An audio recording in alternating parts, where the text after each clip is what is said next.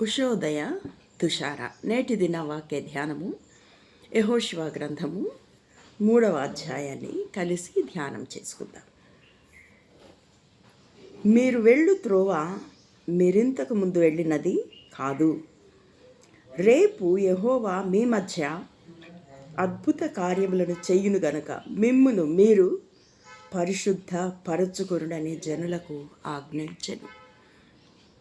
కనుక మీరు ఇప్పుడు వెళ్ళు త్రోవ ఇంతకుముందు వెళ్ళినది కాదు. ఇన్ని దినములు మనము లోకానుసారంగా లోక సంబంధమైన ఆశలు, ఆచారాలు, మానవ సంబంధమైన కోపతాపాలు, అసూయలు, ద్వేషాలు, మత్సరములు, విభేదములు,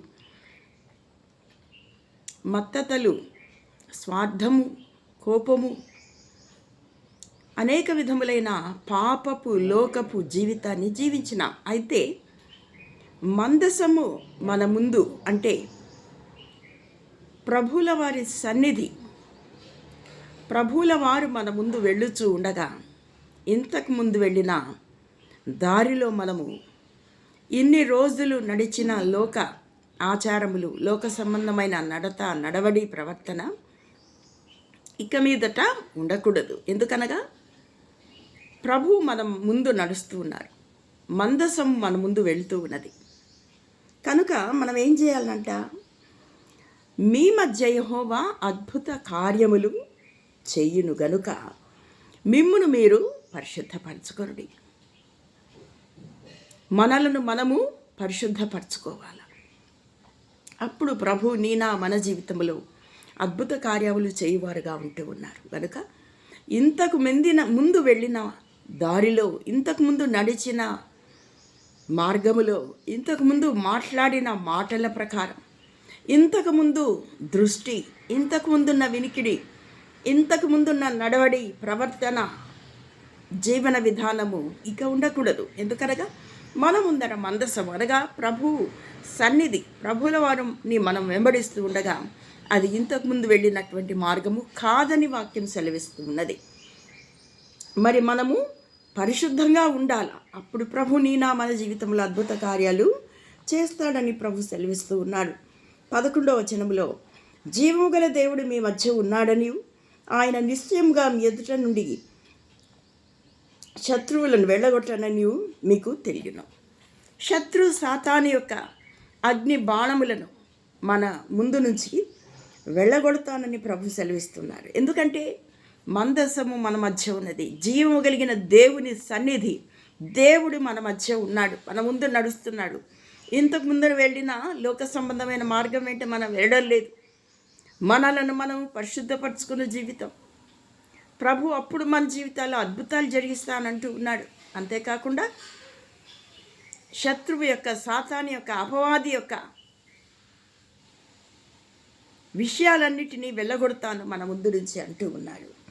సర్వలోకనాథుని యెహోవా నిబంధన మందసము మోయు యాజకుల అరికాళ్ళు యొర్దాను నీళ్లను ముట్టగానే యొర్దాను నీళ్లు, ఎగువ నుండి పారు నీళ్లు ఏకరాశిగా నిలుచును. నీ ముందు ఏ యొర్దాను నది ఉన్నదో, ఏ సమస్య ఉన్నదో, ఏ ఇరుకు, ఏ ఇబ్బంది, ఏ సాతాను శోధన, ఏ అపవాది కుతంత్రములు నీ ఎదుట, నీ జీవితంలో అడ్డుగా నిలిచి ఉన్నాయో అవన్నీ మందసమును, అంటే దేవుని సన్నిధిని కలిగి నీవు ప్రయాణం చేసేటప్పుడు నీ అడుగులు, నీ పాదములు, నీ అరికాళ్ళు ఏ అపవిత్రతను, ఏ సాతాను శోధనను, ఏ సమస్యలు, ఏ గడ్డు పరీక్షలను, ఇరుకులను, ఇబ్బందులను తాకగానే అవి పారిపోయేటివిగా ఉన్నాయి, అవి మటుమాయమైపోయేటివిగా ఉన్నాయి. కనుక ఆ మందసమును మోయే యొర్దానులో దిగిన తర్వాత మందసమును మోయు యాజకుల కాళ్ళు నీటి అంచున మునగగానే పైనుండి పారు నీళ్లు బహుదూరమున సారెతానొద్ద ఆదామును పురమునకు దగ్గర ఏకరాశిగా నిలిచెను. లవణ సముద్రమును, అరాబా సముద్రమును పారునవి బొత్తిగా ఆపబడెను. నిబంధన మందసమును మోయే యాజకుల యొర్దాను మధ్య ఆరిన నేలను స్థిరముగా నిలిచిరి. ఆరిన నేలను దాటుచూ వచ్చిరి. నీ జీవితంలో యొర్దాను లాంటి సమస్యలు, సాతాను శోధనలు, పరీక్షా పరిశోధనలు, గడ్డు పరీక్షలు, ఇరుకులు, ఇబ్బందులు ఏవి నీ ముందు ఉన్న యొర్దాను నది లాంటివి.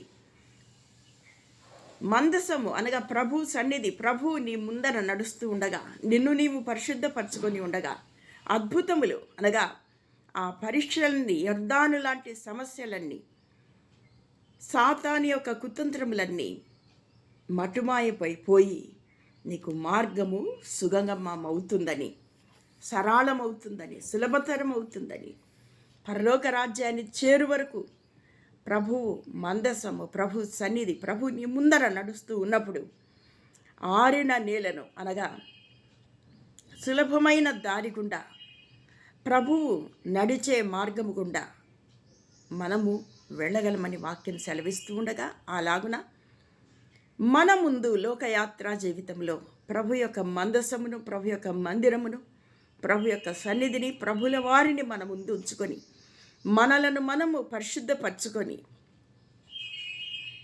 ప్రభువును వెంబడించి సునాయాసంగా లోకయాత్ర జీవితాన్ని కొనసాగించుదుముగాక, పరలోక రాజ్యాన్ని చేరు వరకు.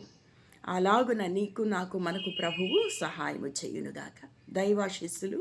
ఆమేన్.